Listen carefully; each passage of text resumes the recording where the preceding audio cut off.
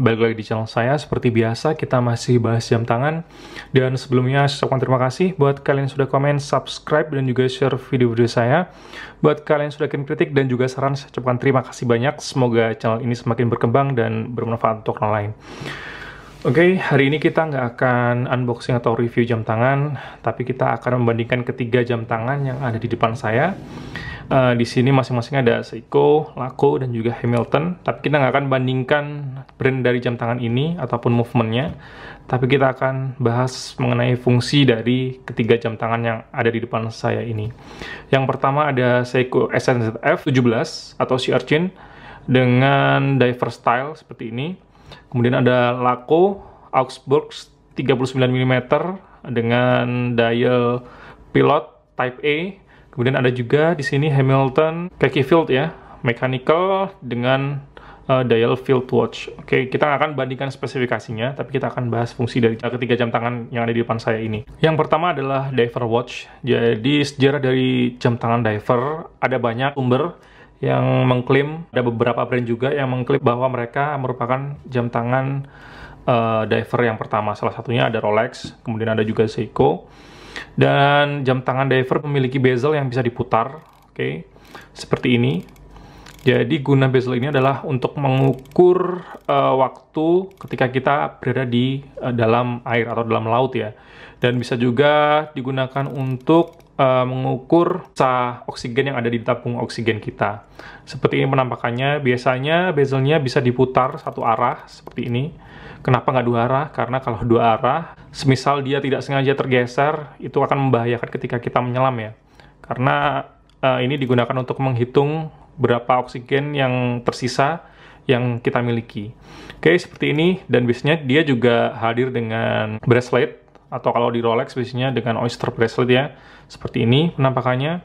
Terus kemudian yang mencirikan jam tangan diver, dia juga memiliki index marker di sini dengan menggunakan lume ya, atau kalau di Seiko ada Lumi Bright seperti ini penampakannya. Jadi ketika dia disinari cahaya, dia akan menyerap cahaya, kemudian dia bisa memantulkan kembali. Dan itu memberikan visibilitas lebih ketika kita menyelam di dalam laut. Kenapa jam tangan ini jam tangan diver style? Karena dia cuma bertahan di kedalaman 100 meter. Sedangkan untuk jam tangan diver yang pada umumnya, seperti saudaranya Seiko SKX, dia memiliki sertifikat ISO dan bisa bertahan di kedalaman 200 meter.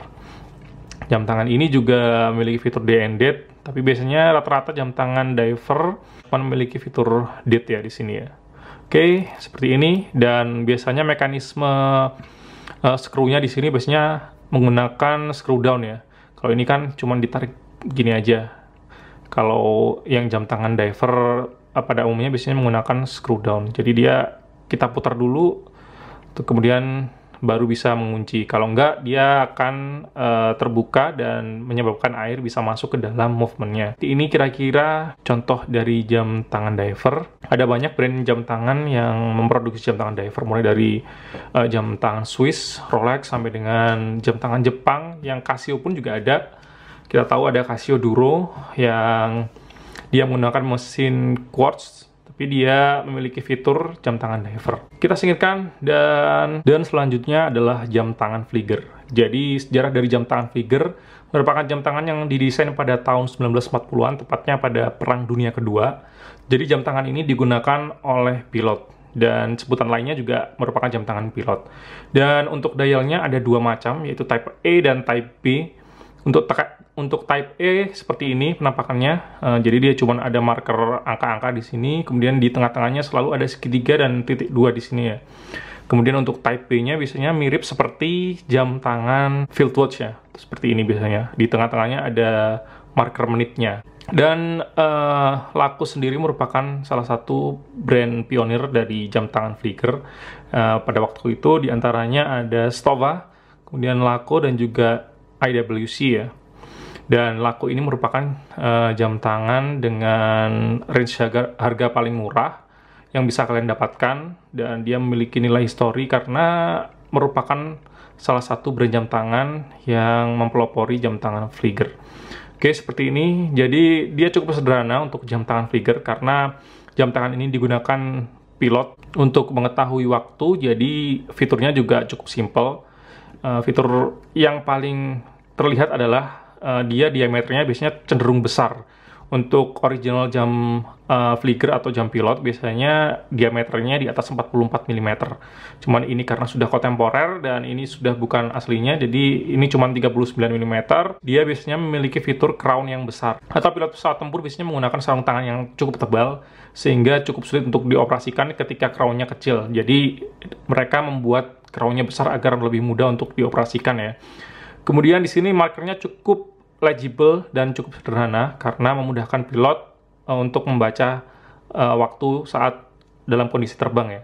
Kemudian kenapa ada segitiga dan titik 2 di sini? Jadi ketika kita berada dalam pesawat dengan kecepatan yang sangat tinggi, apalagi seorang pilot ya, kemungkinan untuk melihat waktu dengan jelas sangat sulit. Jadi ketika kita dalam kecepatan tinggi biasanya dia terlihat bergetar, dan ketika ada titik 2 di sini dan ada segitiga itu memudahkan kita untuk melihat pukul 12 yang ada di jam tangan ini. Dan ada lagi biasanya jam Flieger di sini ada FL 2883 ya.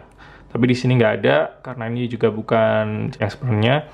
Kemudian di backcase-nya biasanya ada nama pilotnya atau nama pemilik jam tangannya, kemudian ada kode-kodenya. Dan di sininya ada pin biasanya seperti ini. Ada 2 pin. Di sini juga ada 2 pin. Ini adalah jam tangan Flieger dari Laco. Dan yang terakhir adalah field watch atau jam tangan lapangan. Jadi sejarah dari jam tangan ini merupakan jam tangan yang desainnya diperuntukkan untuk militer pada saat Perang Dunia Kedua dan juga Perang Vietnam ya.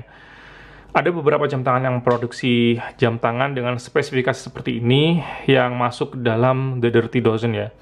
Itu bisa kalian cek di Google, nanti akan keluar beberapa jam tangan yang memiliki spesifikasi khusus untuk militer pada saat Perang Dunia Kedua. Ciri-cirinya di sininya ada panah ke atas ya, seperti panah ke atas atau arrow di sini. Dan nggak cuman jam tangan ini, ada beberapa brand jam tangan lain seperti Omega juga memproduksi jam tangan The Dirty Dozen itu. Dan seperti inilah jam tangan Flieger. Jadi dia disebut jam tangan lapangan karena dia merupakan salah satu jam tangan yang didesain untuk perang ya. Seperti ini. Untuk dialnya sendiri ada marker yang cukup jelas di sini, cukup legible. Di sini ada angkanya di sini. Kemudian ada juga marker menit di tengah-tengahnya seperti ini. Kemudian biasanya profilnya cukup tipis dan dia menggunakan mekanisme manual winding biasanya ya, seperti jam tangan Hamilton ini. Ini juga menggunakan manual winding. Kemudian untuk strapnya, biasanya jam tangan lapangan atau field watch seperti ini menggunakan strap NATO.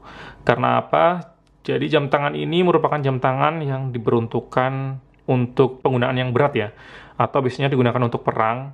Dan ketika perang kan memegang senjata, ketika kita menembakkan biasanya kan ada guncangan yang cukup keras ya. Diharapkan dengan strap NATO yang cukup secure, biasanya ada mekanisme double lock-nya biasanya, dan diharapkan dengan seperti itu bisa mengurangi resiko untuk jam tangan itu jatuh ya. Dan demikian cerita singkat dari ketiga jam tangan yang ada di depan saya, mulai dari jam tangan diver, kemudian ada juga jam tangan Flieger, dan ada jam tangan lapangan atau field watch. Oke, terima kasih sudah menyaksikan video ini, dan sampai jumpa.